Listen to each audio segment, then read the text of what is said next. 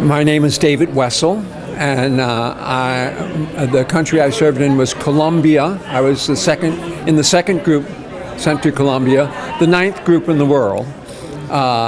And I was involved in community development, which is what all Peace Corps volunteers probably do eventually.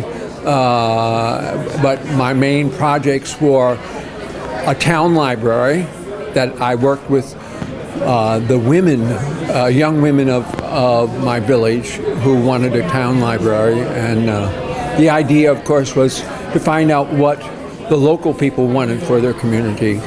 And that's the type of work we did. I worked on school building, new schools out in the rural areas outside of the village. And we had El Carmen de Bibural. It was named after Our Lady of Mount Carmel in Spain, and also the fact that they had a lot of snakes in the area. So a Bibural is a snake, so they called it El Carmen de Bibural. Any particular story from back then, including a snake story? Yeah. It was cold. It was up. It was very cold. I was a lot of times I was walking in the clouds. That's how high it was. 2 hours outside of Medellin, Colombia. Maybe 10,000 people in the village, and the surrounding another 5,000. My transportation was a horse. Tarzan was his name. And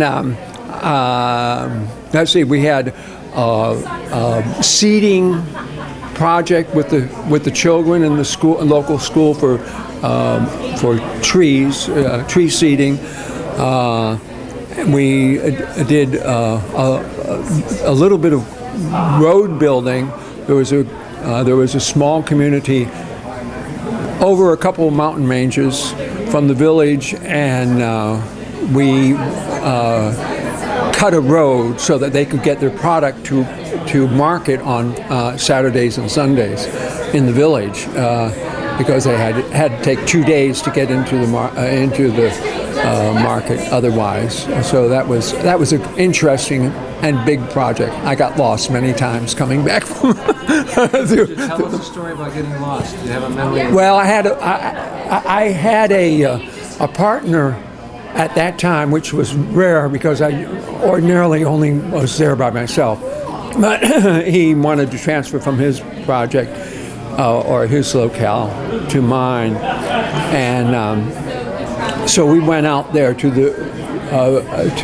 but we had some guides on the way in, but we stayed later because we wanted to work a little longer on building on the road.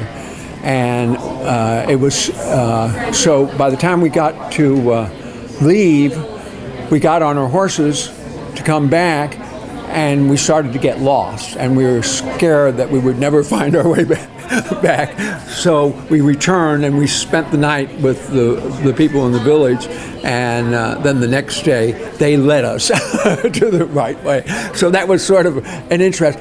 Actually, I wasn't as scared as my big, husky partner, sight partner. He didn't like the idea of getting lost at all. But I had a great experience in the Peace Corps. It was a time in my life when you didn't know what you were going to do when you graduated from college, and Peace Corps sends you a note that they want. The same day I took my final exam, I got an invitation to the Peace Corps. Fantastic. Well, great. That's what we're looking for. Okay. Now, wait. I want you to say that you were the first volunteer from. Yes. I was the first volunteer from the state of Louisiana. And then I also served in El Salvador as what they called then what did they call it then? But it was the second round, but for short term. They had two big earthquakes in El Salvador in January and February on the same day of the month, 19th of January, 19th of February.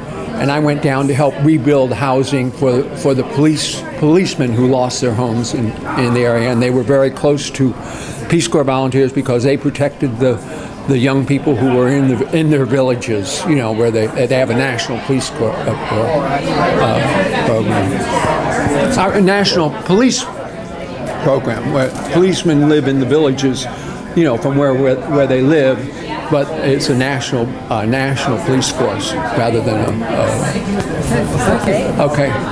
Thanks. Okay. My name is Phil Giessen, and I was in Peace Corps in Colombia, South America, 2 different times. First time 1963 to 65, and I worked in rural community development. And I also did a little bit of administrative stuff in Honduras, where I worked with teaching programs. And I went back to Colombia and did English teaching in Barranquilla, Colombia. And, you know, there were a lot of interesting things. And to show how bad I was with my Spanish, I needed to have a horse to get out to the little schools we built out of town, and there was one in just a couple 10 miles away, I would guess, and I went to pick it up, and I got it, and as I was riding home, people were always waving at me and saying "Monte, Monte," and I thought, you know, I never learned that was a salutation or a hello. And then I realized, oh, Monte, get on, mount your horse. And I'd be waving back to them. They must have thought I was the craziest guy in town. Thank you, that's about it. My name is Jerry Webster.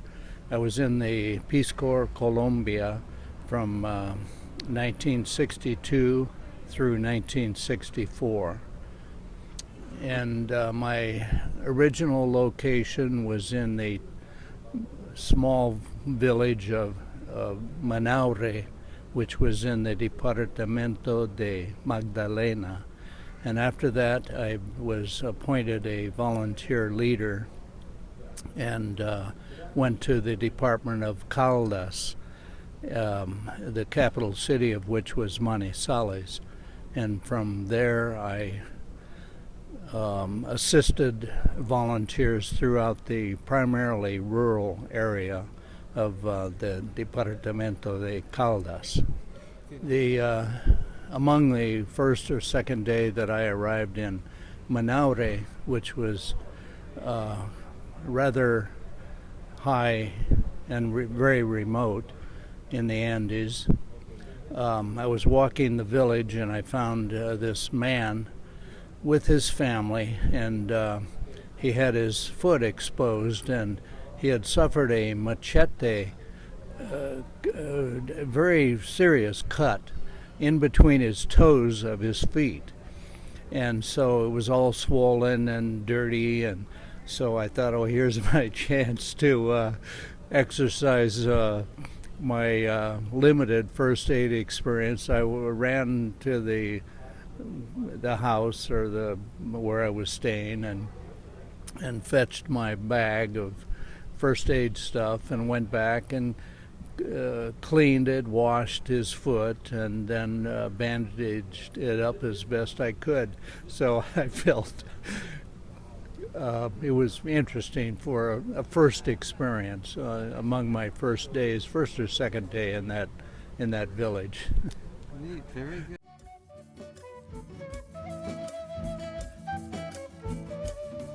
Gary Robinson, Colombia, 1962-1964.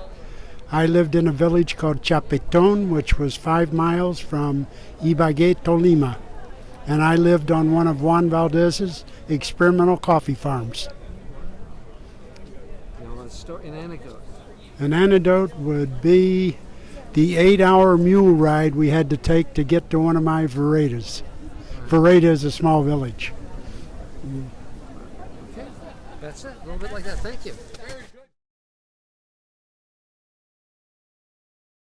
Lorelei Crystal, my maiden name, Robinson. I married Gary Robinson, who was my Peace Corps volunteer leader. I was a volunteer in a little town called Fosca outside of Bogota. It was a 2-hour bus ride. I was a volunteer in 1963 to 1965. I was in an all-girl contingent.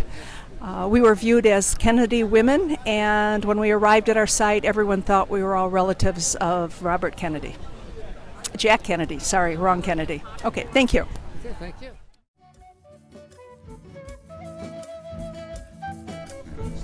My name is Vince Ciccacci. I was a Peace Corps volunteer in Colombia, South America in 1977 and 1978.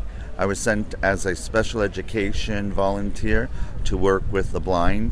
I helped set up a recreation program for blind children and a sheltered workshop for blind adults. And I guess one of the things I remember the most about my time in Bucaramanga, was the name of the village, the city where I was how much the people loved music, especially the blind people. There wasn't much else for them to do but to listen to music and learn to play musical instruments until the Peace Corps sent me. And then they learned how to play soccer with bells inside the balls, and I taught them mobility travel with canes that were sent from the Braille Institute in the United States, and how to work in a sheltered workshop so they could earn some money and contribute to their family as well.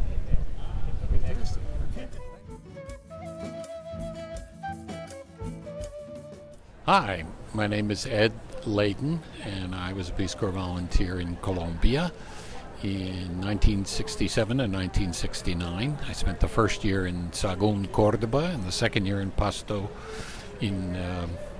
Nariño. And while in the Peace Corps, I obviously learned to speak Spanish very well and learned how to work in communities. And very fortunately, after coming back to the States, I was really able to use my experiences in helping develop Spanish-speaking mental health services, as well as helping the medical school at UMass Medical School extend its services to Latino patients. And I am very grateful for the opportunities that I had and the opportunities that I was able to build after the Peace Corps. Great. Well, thank you very much. And if you wouldn't mind